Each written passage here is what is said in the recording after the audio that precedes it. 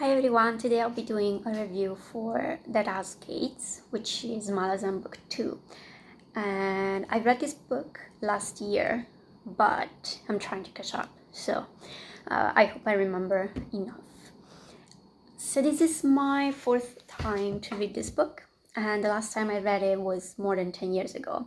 So obviously I changed my mind on a lot of things because I grew not only as a person but also as a reader, so I changed my mind quite a lot. I won't give any spoilers, and especially for book 1 because it's a completely new story.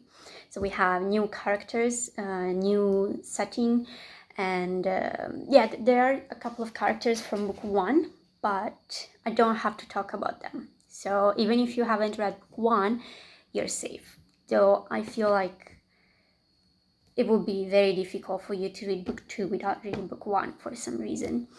Anyway, so book 2, we are in a new continent, 7 cities, where we have a lot of rebellions, and of course the Empress has to stop these rebellions, and so she sends an army to stop the rebellion. The army is commanded by Coltane, who is not a Malazan, he's a Wiccan.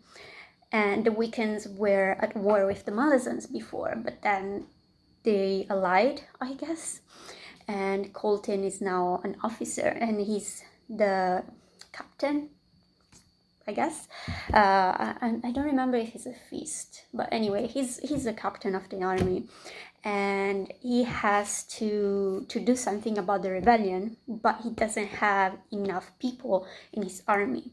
So the only thing he can do, basically, he has to bring all the people from one city to a safe place, and the safe place will change through the journey because the rebels are conquering everything, so it will be difficult to find this safe place. And so the journey will last the entire book. It's a very long journey, and it will be called The Chain of Dogs, because I guess because the Wiccans have like clans, and one of the clan has a name that now I don't remember, but it has something to do with dogs. So that's why they call it that way. But basically he's bringing these people to a safe place, but obviously the rebels are after him, and everybody, they want to kill everybody, so they're kind of running away, hoping to get some help on the way and when they reach the safe city. So Colton is one of the best, like the best character in book 2 and one of the best characters in the entire series. And I think it's interesting because he doesn't talk a lot, he doesn't say many things, but in his case, his actions speak louder than any words could ever speak. So the way he behaves and the decisions he makes, you can see everyone around him likes him and respects him, and they are loyal to him.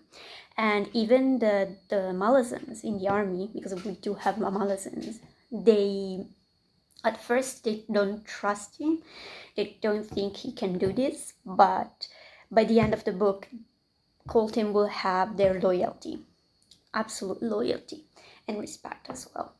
So yeah, he's a great character, and I feel like even if you maybe you don't like him, you won't dislike him because it's just impossible to dislike this character. So this is the main storyline, and in this storyline we have a specific POV, which is a historian, whose name I'm not sure how to pronounce. I call him Duiker, and he, of course, he has to watch what happens and then record it so that they can write, a history, whatever. By the end of the book, we will see that he won't be the objective historian anymore. He will be part of the army completely. And so this is the main POV, the main storyline that we see. Another storyline, which is quite important, is Felicyn's. Felicyn is the younger sister of a character that we see already in book 1. And okay, this is the part where it's difficult not to spoil book 1, but basically she is kidnapped and sent to mines as a slave for some particular reasons that you will find out when you read the book. But basically, well, it's her sister does that. And yeah, she's a slave, and then she escapes from the mines, and she's just traveling around the desert, because this continent is just like a desert, basically. And she has 2 companions, and then there will be 3, I think. I don't remember, but anyway, she goes through a journey, and there's some event at the end of her journey that I can't say what it is.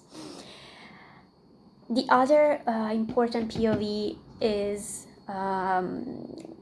2 characters, Ikariam and Mappo, and they're quite interesting because Ikariam is this half-blood, oh god, I forgot what the race is, but anyway, he's a half-blood and he's super strong and wise. He has lived for so long, but he doesn't remember his past, and he's looking, he's trying to remember. He wants to know who he was and what he did in the past. And Mappo is his friend, and he's his friend for a very important reason that you will find out in the book. The 4th storyline that is a bit important, this is the storyline that takes characters from book 1, so I won't talk about it, but it's rather important.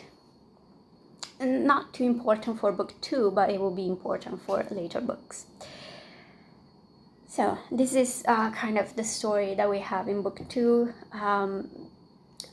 One thing that I know for certain that I changed my mind on is that I despised Felicyn a lot the first 3 times I read the book. Because, well, she's a woman, she's a girl actually, and she's sent to these mines, and then afterwards she has to go through this journey, and she does a lot of terrible things to other people, but also to herself, in order to survive. And 10 years ago, more than 10 years ago, when I read this, I was like 17 years old. I couldn't read her POV because it was too much. It bothered me quite a lot. It was disturbing. Now, I'm not saying that I agree with what she does and says, especially what she says, because she's quite nasty. But, you know, I can understand that most of her decisions are... They're just the only way she can survive. She has to do that, otherwise she would just die. So I can understand that, and even though I still don't like her, I could read her chapters without problems. Like the first couple of times I read her chapters, I couldn't. I remember just stopping for days because I really didn't like her, but this time I could do it. And I could also appreciate Duiker a lot more because, you know, he's a historian, but he also thinks about a lot of things that he shouldn't think about as an historian, I think. And sometimes it can be a bit boring, I guess, but I could appreciate his point of view a lot more this time around. When it comes to the other characters, yeah, Ikariam and Mappo, I didn't care at all the first times I read the book.